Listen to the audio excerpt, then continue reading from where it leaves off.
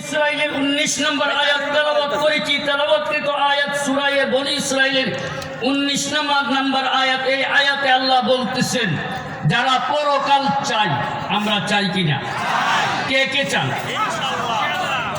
পরকালের কথা বলতে অনেক বাধা এসেছিল, রাজনৈতিক কথা বলতেও বাধা এসেছিল।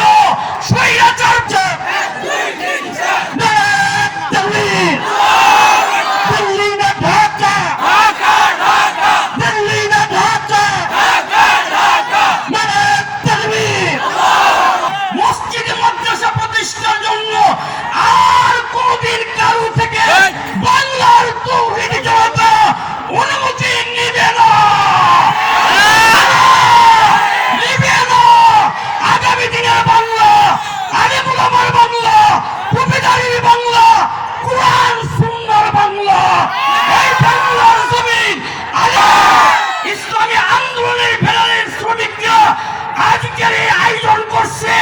খুশি হয়ে থাকলে কে কে খুশি?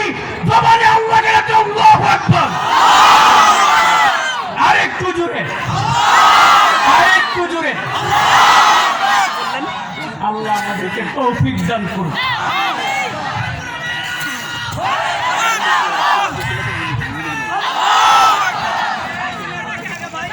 তানবিহুল গাফিলিন নামক কিতাব খণ্ড নম্বর 1 পৃষ্ঠা নম্বর 283 মধ্যে আছে।